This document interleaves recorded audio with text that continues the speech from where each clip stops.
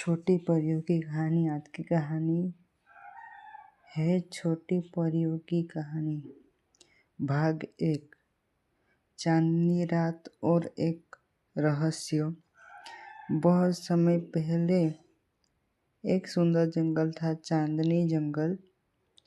वहाँ रहती थी नन्ही नन्ही परियां। सबसे प्यारी परी थी नीला परी, जिसके पंख चांदनी जैसे चमकते थे।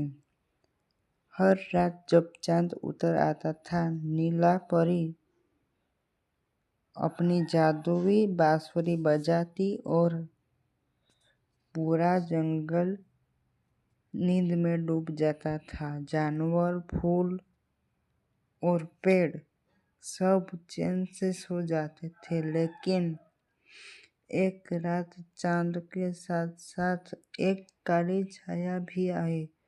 वो कोई नहीं बल्कि धुंध राक्षसी थी, जो परियों का जादू चुराना चाहती थी।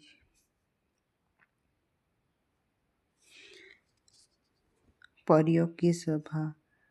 नीला भागती हुई बड़ी पेड़ के नीचे पहुंची, जहां सारी परियां इकट्ठा थी। गुलाब परी बोली, हमें अपना जादू बचाना होगा। तितली परी बोली, लेकिन हम अकेली हैं और धुंध राक्षसी बहुत ताकतवर है, हम उसका मुकाबला नहीं कर पाएंगे। नीला परी बोली, हमारी सबसे बड़ी शक्ति प्यार और एकता है।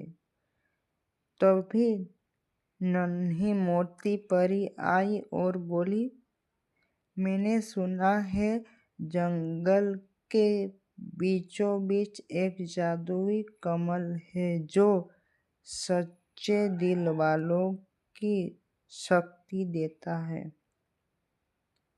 जादुई कमल की खोज।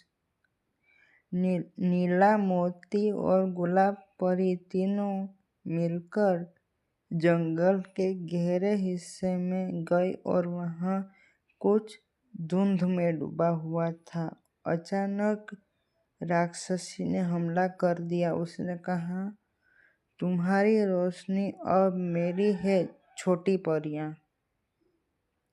नीला डरी नहीं और उसने बांसुरी उठाई और मधुर धुन बजाई। धुन सुनते ही पेड़ आगे उठे और पक्षियों ने चिल्लाना शुरू कर दिया और धुंध परी पीछे हटने लगी। तभी जमीन फटी और बीच में कमल का फूल निकला, सुनहरी रोशनी से चमकता हुआ। शक्ति और नई शुरुआत। कमल की रोशनी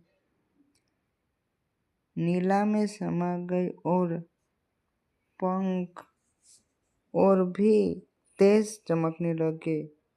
गुलाब, मोती और परियों की चमकने लगी। जो पंख थे उसके, जो बाकी की परियां थी उसके पंख भी चमकने लगते हैं।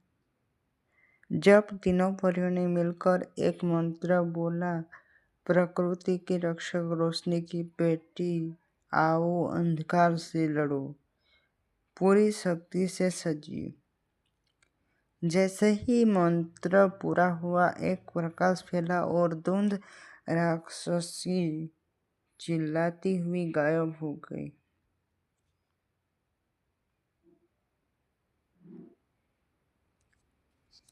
शांत चांदनी। चांदनी के जंगल में कुछ शांत हो गया। जो सब कुछ, जो परी ने, जो बुरी परी थी, उसने सब कुछ तहस नहस कर दिया था, वो शांत हो गया। जानवर फिर से मुस्कुराने लगे, पेड़ों पर फूल खिले और परियां अब वो नाचती हुई वो बनी जंगल की रक्षक। नीला ने बांसुरी बजाई और आसमान में तारे मुस्कुराने लगे।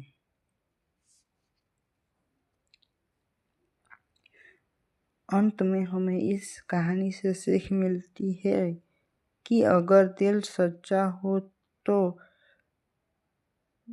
और दोस्त सच्चा हो और दोस्त वो साथ दे तो अंधेरा से भी हम बाहर निकल सकते हैं और अंधेरों को भी हम हरा सकते हैं। तो आज की कहानी यहीं तक थी। मैं मिलूँगा ऐसे ही परियों की कहानी के साथ।